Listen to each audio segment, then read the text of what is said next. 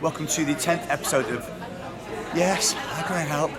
Here from the, I was going to say live, it is live now because we're live now. It won't be live when you see it, but from the heart of the Edinburgh Festival, the Pleasance Courtyard. I'm in the thick of the festival here with Melanie Bracewell. I'd say you're in the thick of it and then just really refer to me as you say thick, but no, it's you're good not to be thick. here. Like, that's all right. I'm in the very charming and intelligent of it with Melanie Bracewell, who I've seen her show. It was great. It ended up outdoors, but that was because of a fire. I don't think it always ends up outdoors.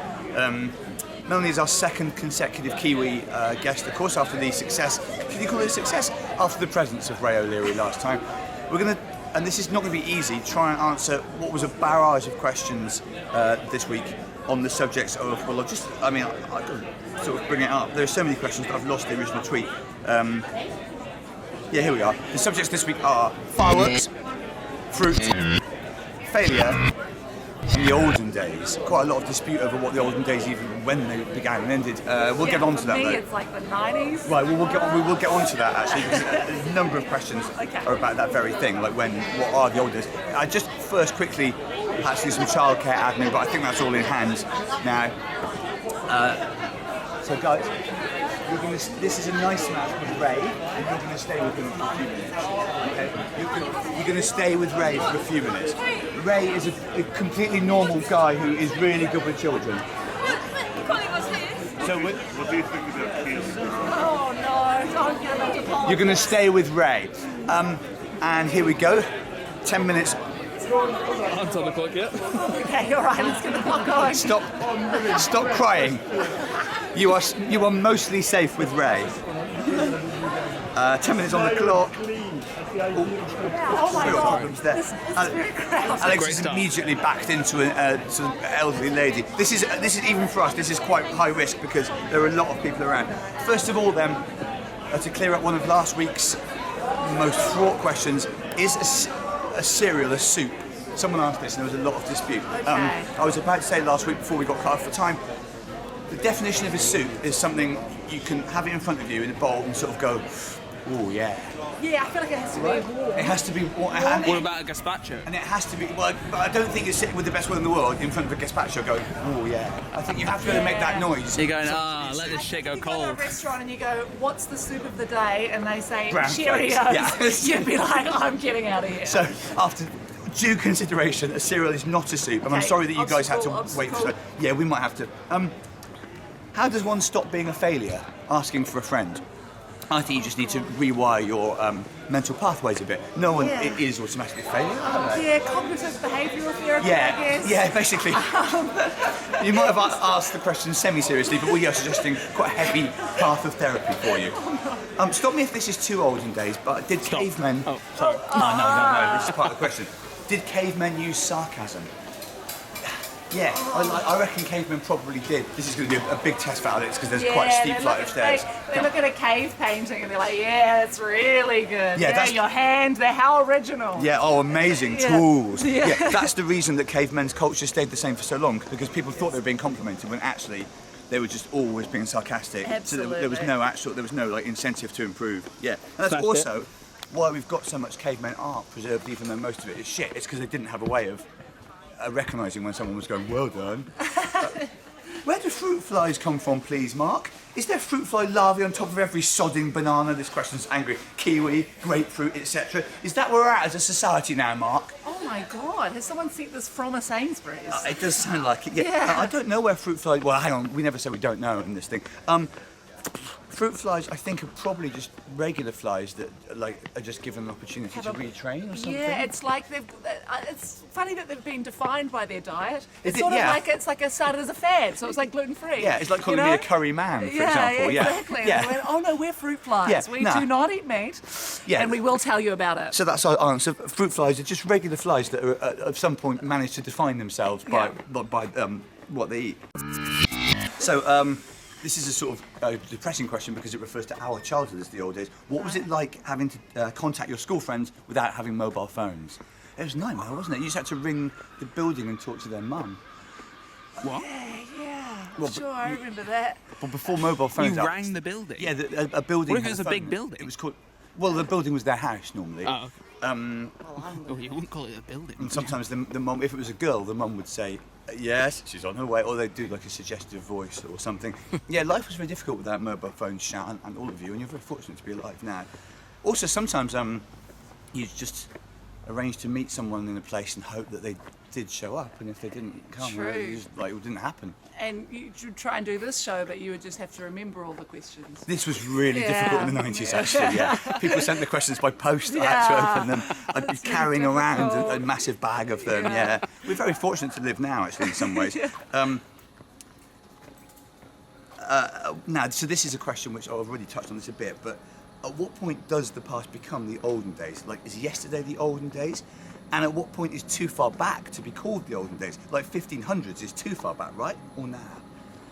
When do I think the olden days is when everyone, this might not sound scientific, but when most people had hats. If you think about the olden days, they've all got hats on. So when people stop mostly having hats, I think that becomes like the newer days. I met a Gen Z person yesterday who said that I was so shocked that I was born in the 1990s, and that really has shook me to my very core. Yeah, there's a whole bunch of them that call the last century the 1900s, Yeah. which is if we were Victorians. Yeah, so basically the olden days is, for most people, is probably about 30 to 50 years before you were born. But as I say, more specifically, it's to do with hats.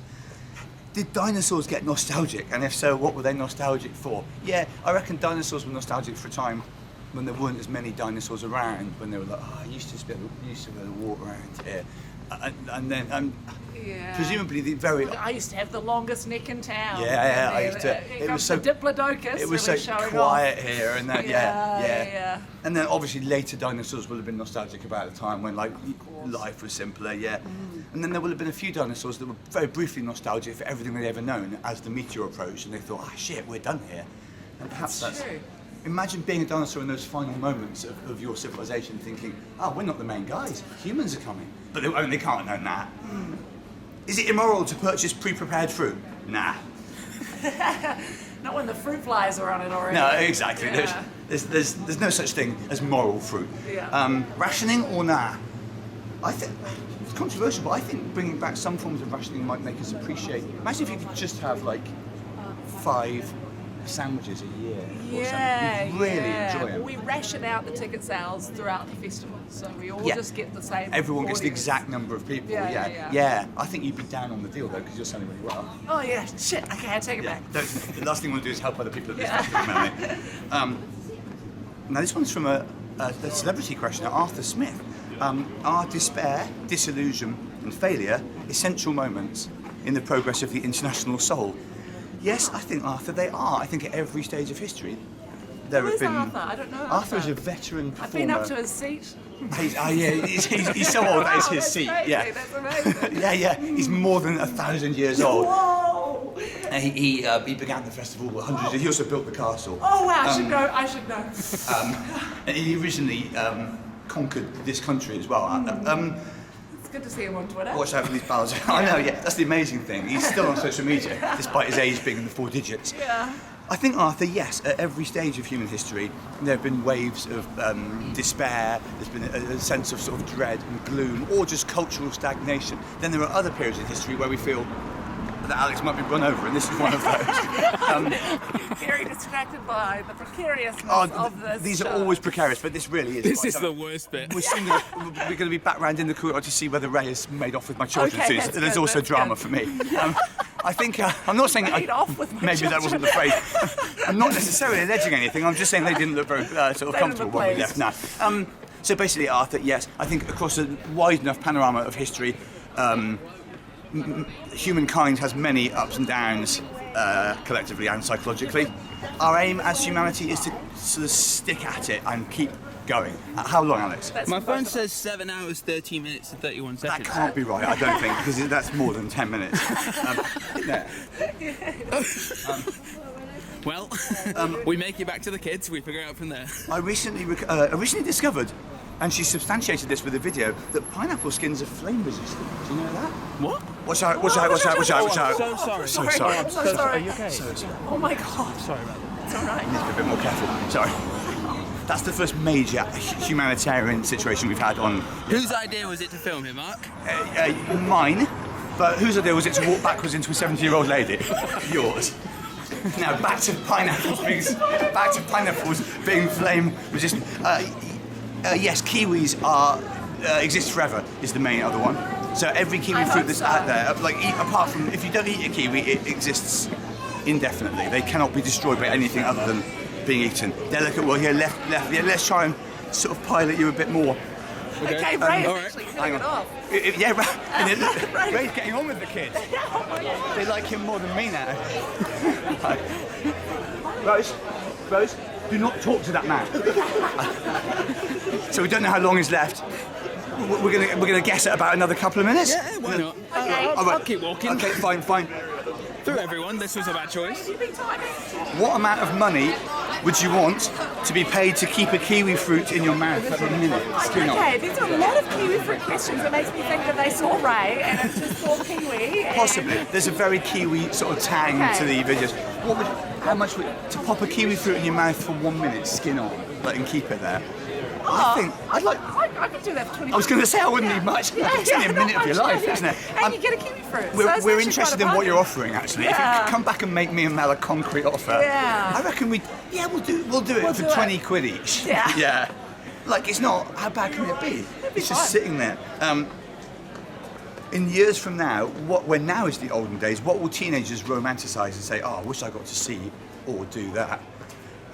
I reckon it might be this sort of thing. I reckon they might eventually put a ban on any further content being released because it's just been They'd be like, I just would love to back into an old woman. Yeah. That would be my dream. I'd love to plague the internet with absolute garbage, but these days there are bandwidth limits. I also reckon they might ban flying at one point because of the old. There's loads here, and we're running out of time as far as we know. Except we sort of. Only 7 hours left. Is there a reason lemon is an anagram of melon, even though they're very different fruits? No, Matt, there is no reason. Why would you ask such a thing? Sometimes I have to come down quite hard on people. We offer this service for free, and some people, quite frankly, taking the piss. If there is no free will and we are governed by causality, can we ever truly fail? You big if. I think, we experience individual failure, but you can make a point that everything is just going to happen anyway. Alex was always going to run into that woman, for example. That's true. That's what I'm going to go and say to her outside. Last night. Yeah, exactly, It's been in the runes. Sorry about your injury, but actually, because of destiny, our cameraman in every possible universe, our cameraman would have run into you there. Couple more. Let's make this last question. Okay, last question. Big one. Do you think there was objectively a best time to be alive for humans in terms of happiness? Oh, tricky, isn't it? Like, I never said this would be easy, Melanie. And then I'll say, probably like 5 years ago, and then you go, right before the pandemic, and that's then the thing. Changed everything. I suppose 2019 we didn't know what was coming, and we had all of the things that make life fun now. But I would say no. Objectively, there is no one human. You could obviously say before, when you had nothing to worry about in life, like when it was just medieval times and you were just a peasant toiling in a field, but then you only lived, we'd be dead. I'd be dead. I'm going to say, all you can do is make today the best possible timeline. Weirdly, I think she's actually right. We have all of the potential for human happiness that we've ever had, plus loads more stuff like phones and hungry hippos. And just if you don't leave your kids with Ray O'Leary, you can have a good life. Yeah, as it is, I'm going to see what the consequences of that will turn out to be. But basically, happiness begins and ends with us now, despite all of the problemos. Thank you, Melanie. You can see Melanie showing that, her details will come up on screen now because of Alex. If Alex has got time to do that after the... after the suit. Yeah, it's around here, So if you sort of imagine that. Is it more like that? Yeah. And then sort of up here, Melanie show. But it's it begins in the Pleasance Courtyard and then it gets evacuated. Amazing show. Really funny. It's called Attack of the Melanie Bracewell, and this is sort of an attack of all of us. Please, as ever, keep your questions going. I think the next episode we'll probably do a roundup of questions we didn't get to, because there were loads overdue from this one, and there's quite a few sloshing around, if I can use that phrase. Alex has wrinkled his nose. I didn't even mention Mayo this week. Thanks again to Melanie. Do request other guests that we could have as well, but above all, keep the questions coming and the interactions, pleasant or otherwise. You've been watching Yes, How Can I Help? In a very busy Pleasance Courtyard with Mark Watson, Melanie Bracewell, Ray O'Leary now absolutely killing it as a childminder. Cameos by Kit and Rose Watson. Why is he saying shh? Why is he shushing? I don't know, but he doesn't have the authority to do that. Right, I better go, bye. That's why magnesium reacts the way it does. Please like and subscribe. Having said I would have done the same.